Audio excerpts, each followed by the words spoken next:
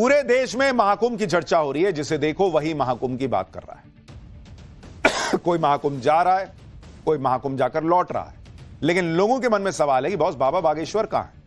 क्योंकि बागेश्वर बाबा आज की तारीख में सनातन के सबसे लोकप्रिय चेहरों में से एक। बागेश्वर बाबा हिंदू राष्ट्र की बात करते हैं, सनातन के प्रचार की बात करते हैं। ऐसे में 144 साल बाद हो रहे महाकुंभ में बागेश्वर बाबा अभी तक क्यों नहीं दिखे हैं, लोग इसको पूछ रहे थे।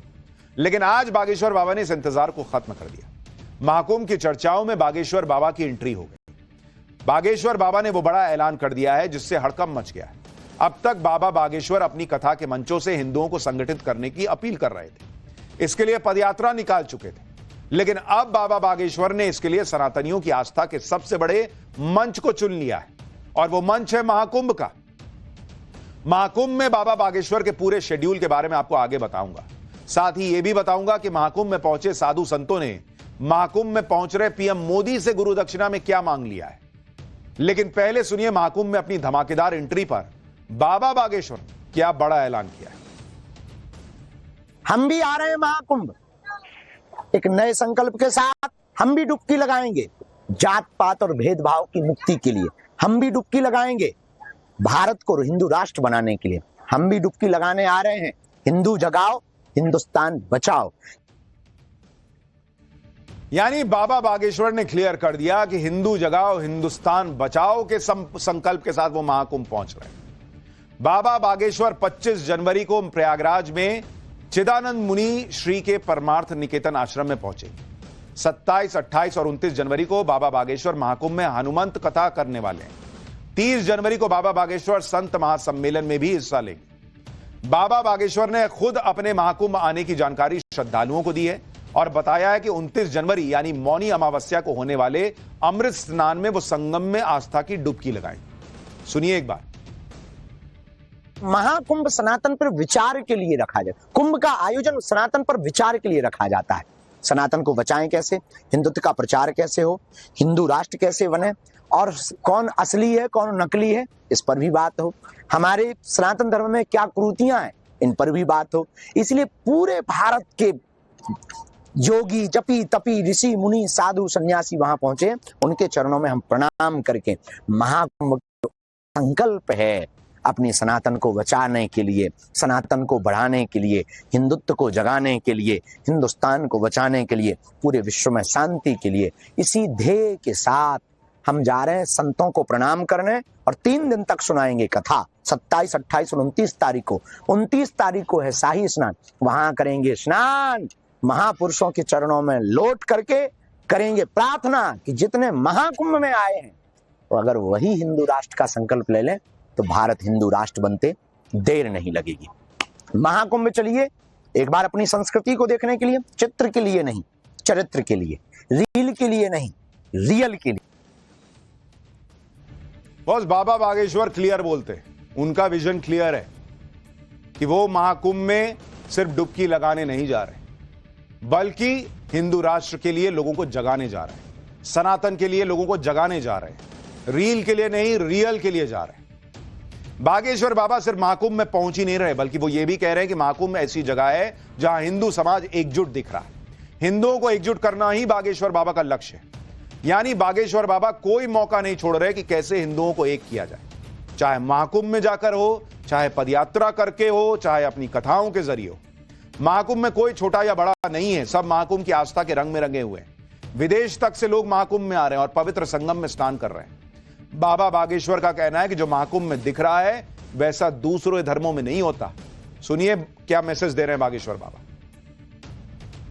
144 साल बाद ऐसा संयोग बना कि जब महाकुंभ बना का संयोग आया और पूरे विश्व के सनातनी नागरिक महाकुंभ में आस्था की डुबकी लगा रहे, त्रिवेणी संगम में आस्था की डुबकी लगा रहे। भारतीय नहीं, क्या देसी और क्या विदेशी। क्या अद्भुत सनातन है।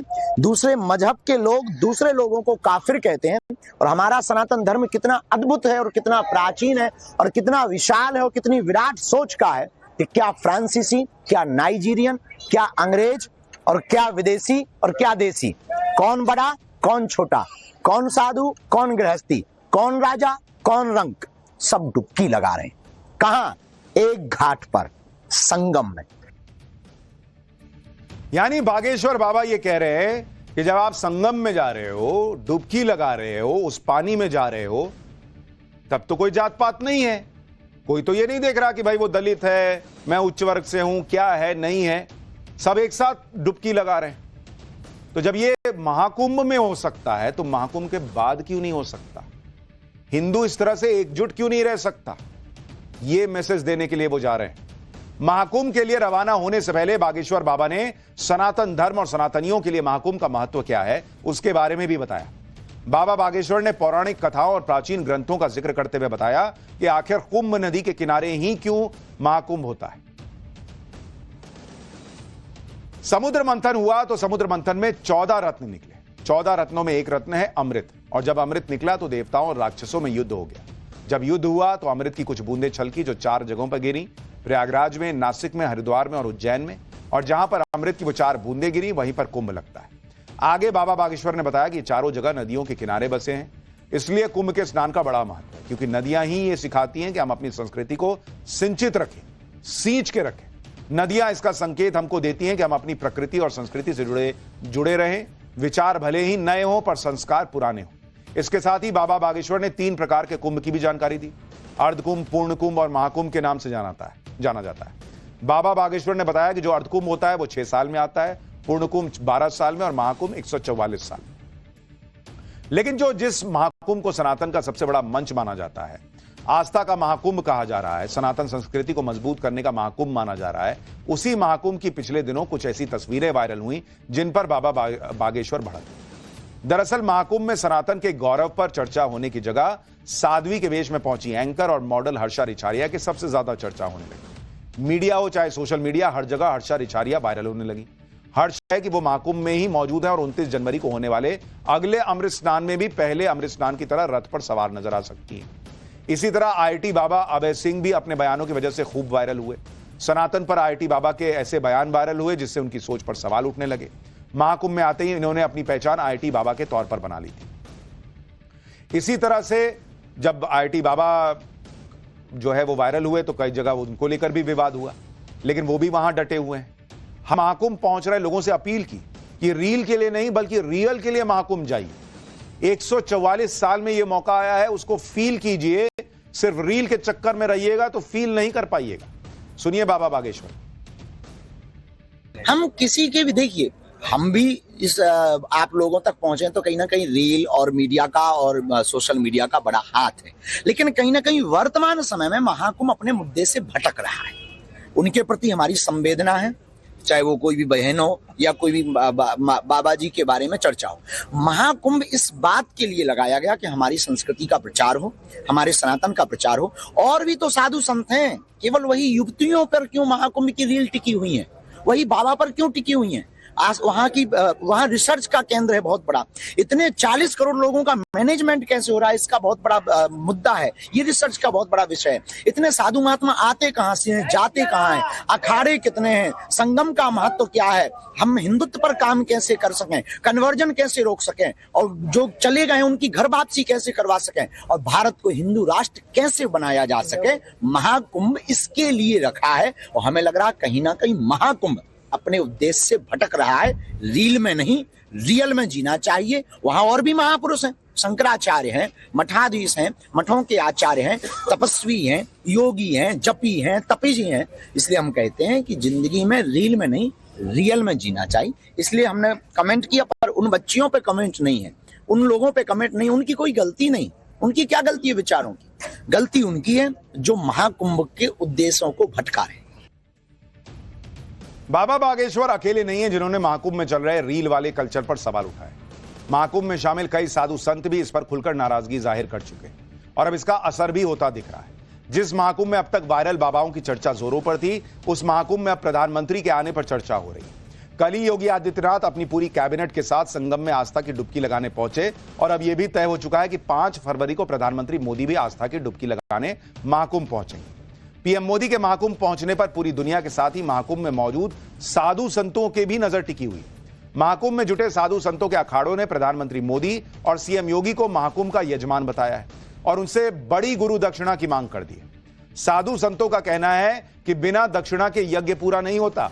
और साधु संतों ने गुरु दक्षिणा में पीएम मोदी से सनातन बोर्ड के गठन की मांग कर दी। सुनिए एक बार क्या गुरु दक्षिणा मांग रहे हैं साधु संत।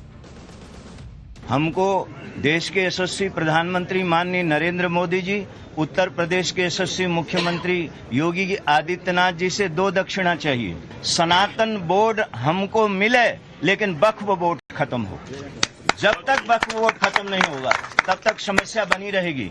क्योंकि हमारे साथ आपको मैं निवेदन करना चाहता हूं, हमसे भूमि ली, हमारे मंदिर तोड़े, बहुत कुछ हुआ, तब इस देश में किसी को तकलीफ नहीं हुई, किसी के पेट में दर्द नहीं हुआ। और आज जब हम सनातन की बात करते हैं तो लोगों के पेट में दर्द होता है।